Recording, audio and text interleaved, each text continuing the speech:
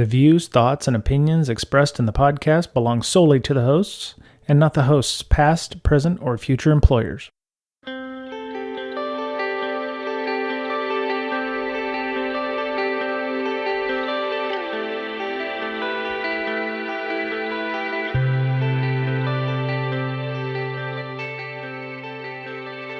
Hello, everybody. Welcome back. It's Brian from Breaking Down Security this week. As promised, as I mentioned last week in our news episode, there is a couple episodes coming up with Alyssa Miller and April Wright on IoT security and stalking. So we're going to go ahead and get right into that. The first part of the interview you might have heard a couple of weeks ago was us just riffing on open source sustainability, and I didn't mean for that to go that long. But we had a good discussion on just that, and I thought, well, it would make sense to split that up and not make the split up any weirder than it already was. So we riffed for about 25 minutes on open source sustainability, and then we started talking about what we originally asked Alyssa and April to be here for, which was IoT concepts and issues that rise from IoT security and being able to use certain devices in unintended methods. And a lot of parallels I hear from, using tools as they're not intended to be used for nefarious purposes. And then you come back to all of our open source, offensive security tools, tools being used for good, but also being used for evil. So just glad that April and Alyssa were able to join us and give us time. So I'm going to get you started here on part one of that discussion, and we'll have part two next week. Have a great week. Okay, so to shift gears, we one of the reasons we had this show and the reason we're having April and Alyssa on was inspired by some Twitter conversations back in, surprisingly, November of last year. That's just how long ago it was. But so this came out from a tweet from April. Somebody had put on TikTok. Person's name is Kayla. Found an AirTag on their car, and an AirTag, for those of you who aren't aware of what that is, it's a little device normally used to find things that are lost. If you've lost your keys, or I think April has used them on their luggage, or Miss Berlin used a cell phone once to track her packages, but they made it small enough. Now you could probably put it in a package to ship. This was actually found on a spot outside of her car. And as she was driving home, she has an iPhone apparently, and it had notified her that there's an AirTag following you or is traveling with you. And thankfully, Kayla, this had a happy ending. Kayla was able to not drive home and actually go to what I believe is a friend's house and sleep there for the night. And was, I think, she found the device on her car. There have been other stories since this story and this tweet about somebody who had noticed or had been told that AirTags were found in their vicinity, and they called the police. The police actually were looking for them and was unable to find them as well. But this really raises an issue with these, I don't want to say it's going to get worse, but it's definitely something that I think companies need to think about when they're building IoT devices, IoT platforms, that their devices, while useful to find lost dogs or whatever, can also be used to find people that don't necessarily want to be found. A lot of anti-stalking and domestic violence organizations are working and are collaborating with big organizations to help bring awareness to these product people to help them understand that, these things are super easy to, hide either on a purse in a club or in a wheel well to somebody's car. The one reason I wanted April and Alyssa on was April put the tweet out, and Alyssa, of course, replied to it. And Apple has said the AirTag is also designed with a set of proactive features that discourage unwanted tracking. And industry first, Bluetooth signal identifiers transmitted by the AirTag rotate frequently to prevent unwanted location tracking.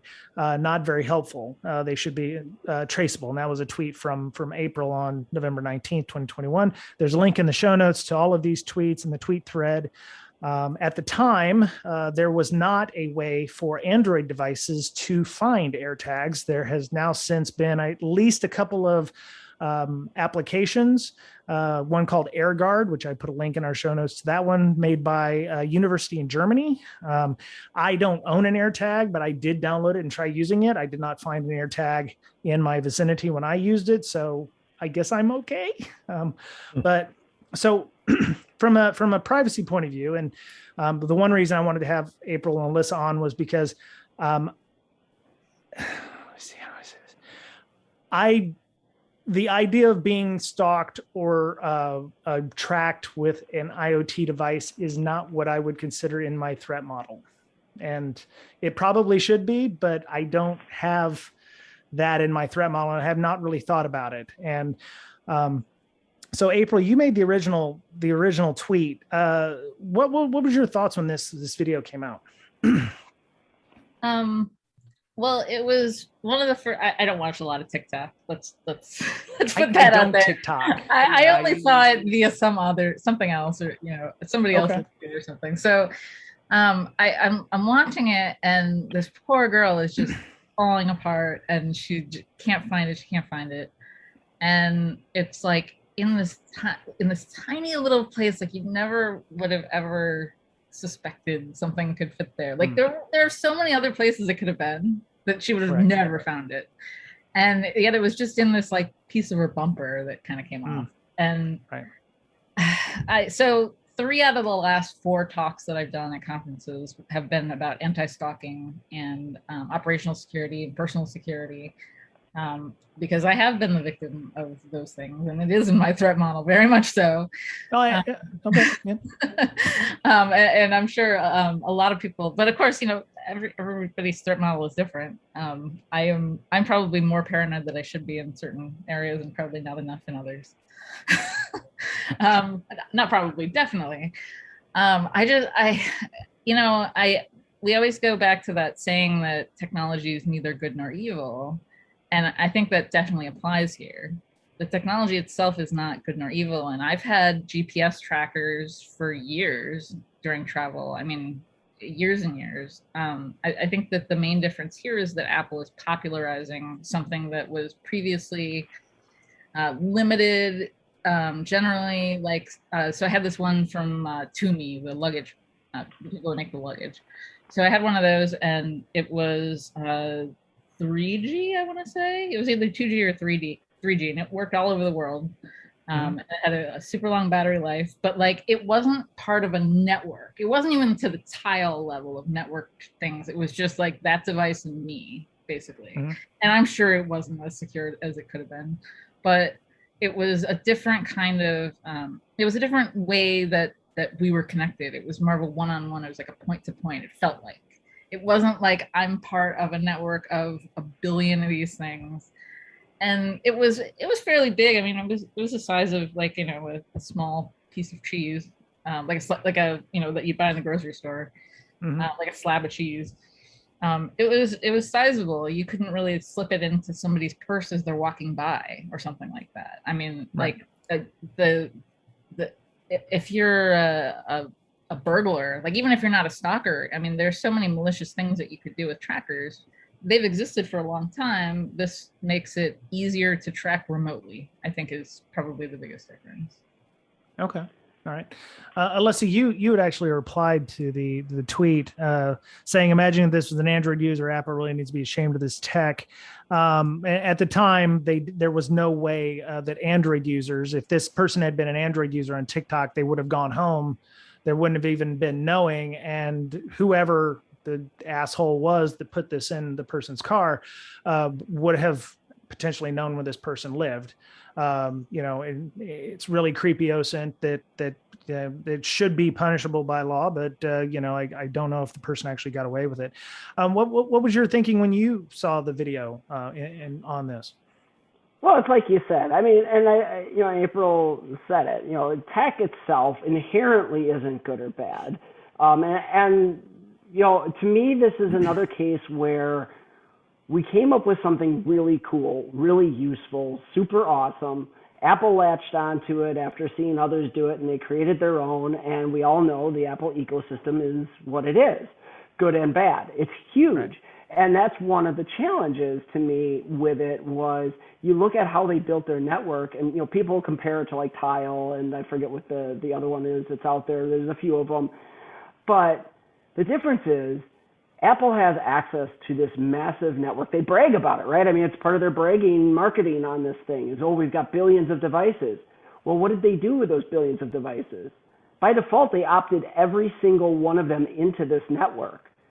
And it's only if you go into your settings and turn it off that it disables that. And oh, by the way, when you disable that setting, which is the offline finding, by the way, that shuts off other stuff that's actually kind of useful too. So, there's already that issue. So what Apple did was, it wasn't new tech. Like I said, I mean, Apple, I think we're past the days that Apple creates a lot of like brand new stuff that no one's seen before. But they made it accessible and they made it tiny, right? I mean, as April said, this isn't like going to Amazon and buying a GPS tracker that's like the size of a block of cheese, as you said. And that's probably like the perfect description for the size of those things. This is this tiny little, coin-sized thing that I can hide anywhere, and it's completely accessible because you can buy these things wherever. It's, and it's also kind of like that, just sort of, it becomes like an opportunity just in the moment. Like, I could have these things on my keys, and I see some woman at a bar that I want to find out where she lives because she wouldn't give me her phone number. I can pull the thing off of my keys and go out and, and walk by her and slip it in her purse. She never knows it's there. And so, I mean, that's where this, to me, this thing comes up. And yeah, I mean, from a threat model perspective, it should be in everybody's threat model, but let's be honest. Statistics are shown for women, this is in particular a problematic piece. And it's not to say that men and, and non-binary folks aren't going to deal with it too, but traditionally, this is something that women experience far more than anyone else. And so, we're sensitive to it. But what really frustrated me the most with the whole thing that you kind of talked about here was the fact that after Apple started getting the pushback on this thing, they were getting notified by different researchers of different problems, they started fixing them, but they only fixed them within their ecosystem. And that's the thing that really bothers me with this, because like I said, this, okay, so what happens if that had been an Android user? And you mentioned that, like, okay, would this person have still gotten their location? And they would have never even known about it. You mentioned that in this case, she was able to drive somewhere else. She went to a friend's house, which is still a little scary, but, if she had an Android device, she wouldn't have even known it. And if her neighbor had an iOS device that detected it and reported its location, same problem. And even now, Apple released this Tracker Detect, which is their version of the Android app. They released these things, these AirTags, back in April. They made tons of updates to them in June, and that's when they promised us an app. The app came in mid-December, and it's still not helpful because their app, the only way the Android app works is that you have to actively start the app and then press a button and have it search for AirTags. Right. So if you're driving, so what are you going to do? Every night now when you leave a bar, if you're an Android user, you have to go fire up your phone, turn on the AirTag finder, and have it run the whole drive home, and then, and then keep it on for hours because, by the way, it will only detect them if they go into lost mode. And, I mean, there's so much wrong with it, and it's just frustrating because, here again, and honestly, I shouldn't say here again, because I think this is the first time I've seen it go this far, where something that a maker has created has this level of danger to people who are outside their ecosystem. right? I mean, this is, and it's unfortunate that that's the case. And so that was my biggest concern, is just like, okay, you guys, you're completely ignoring, great. So you've protected your users, you put all these cool detections in there. What about the, other, 58% of the world that's on Android? Right. Yeah. The other thing is, how, unless you know what you're being stalked with, how do you know it's an AirTag? Like April said, what if it was a tile? Or I think this week at CES, even though it was virtual, Amazon announced something called Fetch, which is going to be a dongle that you put on your dog's collar that will track where your dog goes if it gets lost. I did not realize that dogs being lost was an endemic problem here in the United States, but we've created a customized little thing about the size of a piece of cheese. There's a link in our show notes at the bottom here where they announced it this week. They say it's a compact, lightweight device that will clip to your dog's collar and ensure they're safe. If your dog wanders outside the perimeter you've set using the Ring app, Fetch will let you know. In the future, expanding the Sidewalk network, which is another thing I'd like to talk to, because InfoSec Twitter kind of blew up when all that happened. We'll provide customers with even more capabilities like real-time location information, helping you quickly reunite with your lost pet. Now, real-time location information for your dog, great. I know it's 500 feet down the road because Sidewalk has various things that allow mesh networking in municipal Wi-Fi or using Bluetooth or 900 megahertz. So this is great. I can find my dog, right? But it's a little device, which could also be put on somebody's car or something, which would then give real-time location. So for solving the dog loss problem, we also now have a tracking problem. But if you've read the Sidewalk white paper, they're trying to not make it about being able to be tracked. So how do you have that fine line between, helping you find your lost keys, but also helping you not find the person that you're stalking? How do you find that fine line? Yeah, chalk this one up to today's problems or yesterday's solutions, right? I'd like to discuss attribution in this case. I mean, okay, doesn't Apple know who is the owner of that device or who has actually tried to log in and track that device? I mean, the device has a unique number, some uniqueifier to it. Law enforcement could take that, go to Apple and say, okay, I need the owner of this device. I need to know who accessed online this tracker, right? It could only be one person unless it was stolen. And even if it were stolen, why would they place the device if they weren't going to use it? Sure. So a couple things, because that's come up too, and it's a fair point, right? I mean, at each one of these trackers, it has to be registered to you so you can use the Find My app in order to locate it. Couple thoughts though. It takes 8 hours before that thing starts beeping to let somebody know. Anywhere between 8 and 24 hours. That's a long time where a person may not be aware it's there. And I'm thinking now, more an Android user, but even potentially an iOS user, if they didn't see the alert on their phone or whatever else. No guarantee they're going to hear it. No guarantee, as April mentioned, that they're going to be able to dig it out of some weird location in their car and actually find this thing.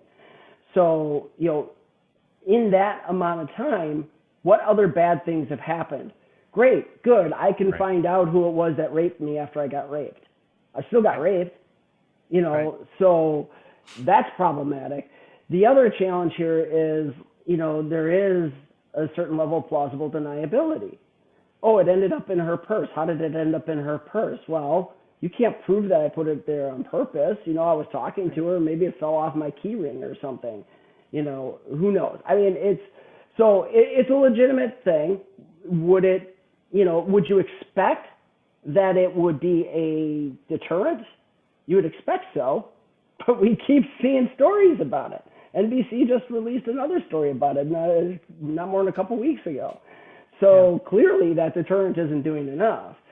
And so, I think it's And I've heard I mean, we could get into all the various scenarios where that's not even going to be helpful either. I saw somebody talking about their ex had them and their ex was using it to track them and, things like that, where it'd be really easy to claim, well, I obviously left that one behind or whatever, I mean, so there's, you could argue the hypotheticals there, I think. It's a legitimate thing, and I think maybe that's at least somewhat of a deterrent. I think fewer people would be apt to do it, but clearly from the stories we're hearing, it's not enough of a deterrent to keep people from using this. Yeah. I also think that you can end up with people that, I mean, how hard is it to get a fake Apple account? You can get a PO box, you can, or you can have something sent to a nearby, neighbor who's out of town, like emails, phone numbers. It's not that hard to set up and proxy it through VPNs, go around the world, Tor, whatever you need to do. And, non-repudiation doesn't exist anymore. Right.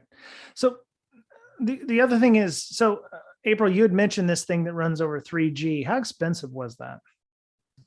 It was $250 for the device, and it was like $99 a year. Ooh, okay. So I don't have an AirTag, but what I understand is they're not $250 plus $99 a year. They're much cheaper, which is probably one of the reasons why people are using them to stock, using them in this manner.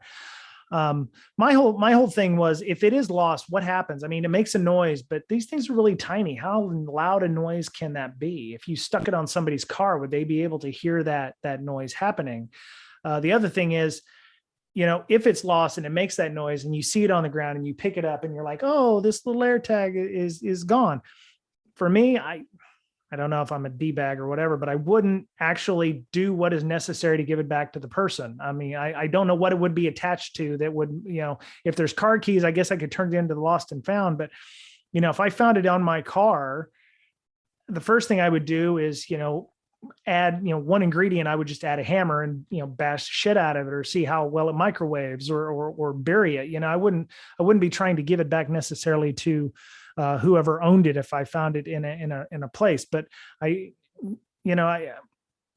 what point does this technology actually harm more than it does good? I mean, when we had Litmoose on, some of the statistics she gave me about 17 million people are on average a victim of stalking every year. So when these things are developed, are these things not considered part of the threat model? I don't know. It just seems like some of these things are not even thought of as, this can be used in a bad way. It just seems like they only think about the ways that it can be used positively. And again, I'm going back to finding lost keys or, lost luggage or dogs or, whatever. Is it just natural for us not to threat model and think of the bad things? But we know that they threat modeled and thought of bad things because they talked about the rotating keys. We know they considered, or the rotating. The AirTags. Yeah. So we know that they thought about it, about the possibility of them being used as stock. Maybe they just didn't play it out, or maybe they decided that they would try to build in other safeguards. Okay. Yeah, I don't know a lot about the ecosystem there, so I'm a little lost on that. And that's honestly, that's to me a little frustrating too, that Apple is pretty quiet and pretty protective of what goes on behind their closed doors. I mean, if you've ever seen the infamous Apple employment agreement, it's it's pretty brutal. But I mean, and to that end, and this is one of the things I guess I would really like to see. So you talk about this scenario where you find a set of keys out on the, maybe left in the bar, out on the street, laying in the sidewalk somewhere, whatever, and they have an AirTag tracker on them, and you pick them up, and what do? Maybe, you take them home with you, and you call the, police to say, hey, I found this thing, or whatever, but you just took it home with you. So, I mean, have AirTags now become the new USB drop? And so Yeah. what is Apple doing to educate people on that threat? Well, of course they're not doing anything, and nobody's going to, because that would be admitting that there's a risk to using your product, and nobody wants that in their marketing material. Nobody wants that out on the web, Right. And so it's not just Apple. I'm not picking on them here. It's, but that's what has to happen, and we don't see that enough in tech. And so I'm talking bigger now. I'm not just talking AirTags anymore. I'm talking IoT in general, because that's kind of where you started this conversation. Mm-hmm. We don't do enough when we create these things to communicate to consumers, here's potential risks of using this device, because we don't want to, because it would be bad marketing, it wouldn't help us. And yet that's how I think we get better at this, is users have to understand what the risks and threats of these things are, so that they can, make an intelligent decision on their own. And that's the issue. So if you had, say, IoT company X does a threat model, and they figure this stuff out, and they talk about the threats, and then they communicate that out. Well, now you save millions of people having to do their own threat modeling. They can just decide, how does that threat model fit mine, and is it worth buying this thing? And now you start to see some of that. Does it solve all the issues? No, it wouldn't stop somebody else from buying an AirTag and dropping it on you. But that's where where do we start to draw the line of responsible product development? And this is an age-old argument that we've been talking about as long as I've been in tech. So I can't say that I have a magical answer to that, and I don't think there is one answer, but that's where I think this comes back to. Nice. Yeah. So, Mr. Betcher, do you have an iPhone, or are you an Android person? Android. Okay. So another question that kind of builds upon this is, should security people be using the technology to understand? Okay. So so you have an iPhone. Did that work for you when you did a scan of your neighborhood? Did you try it when you first heard about this, April? You're muted, by the way. You're muted.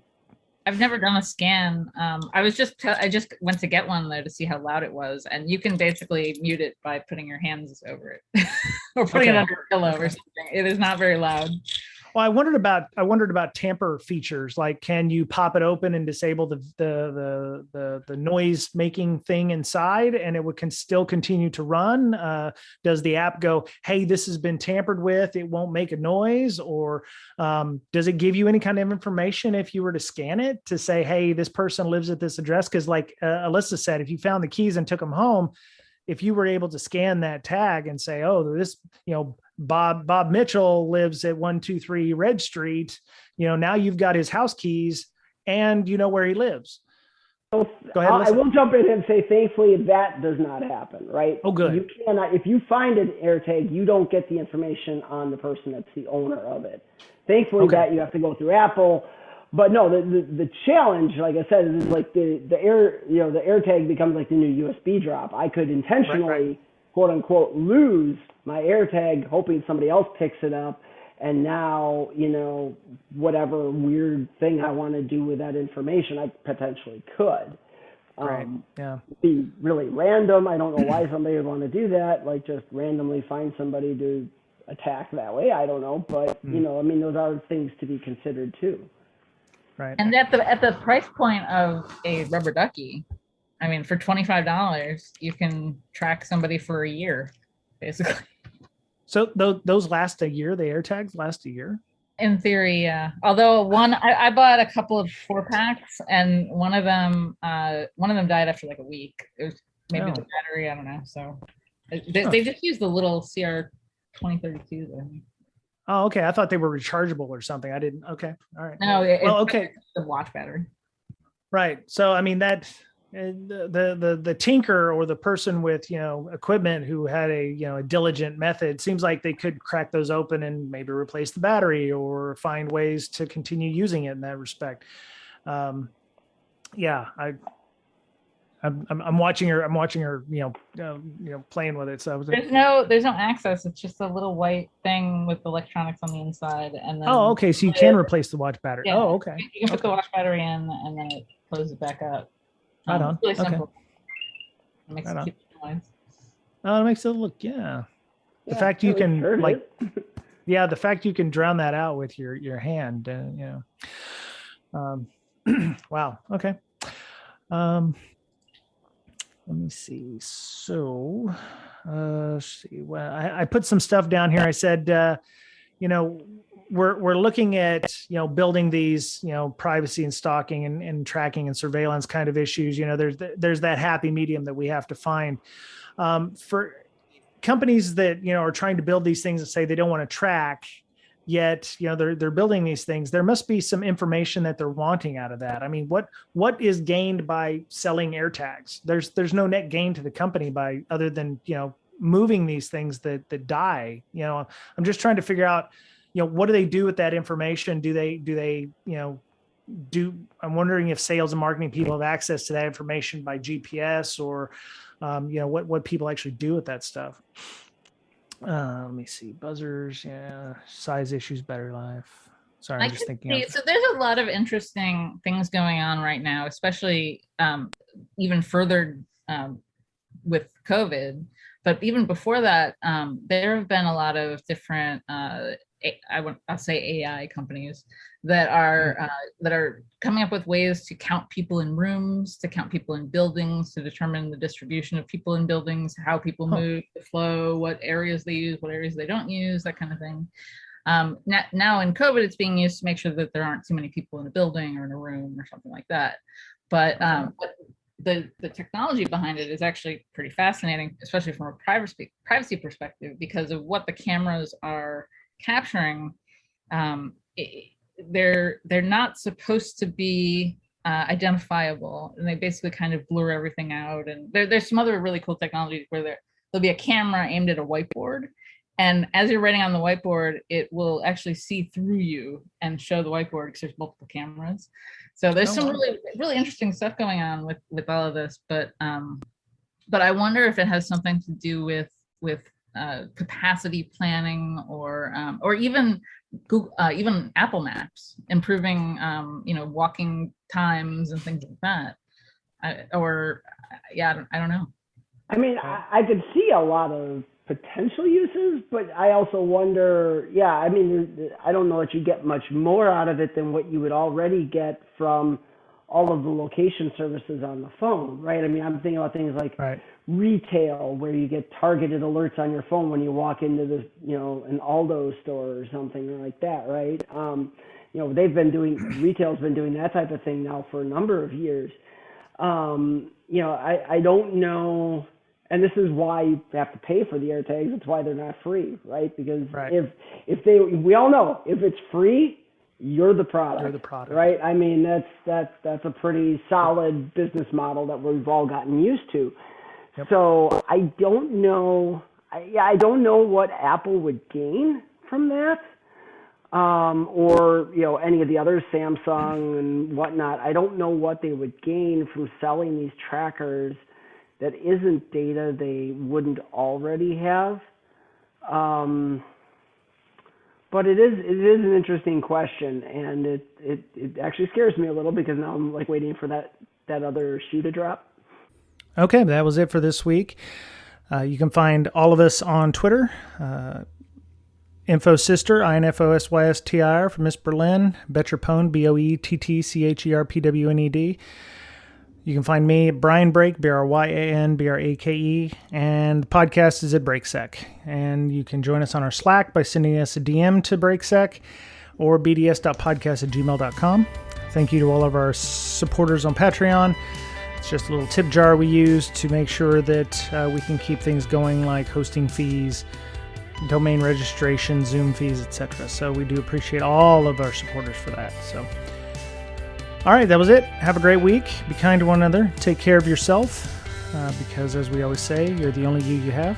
And we'll talk to you again soon.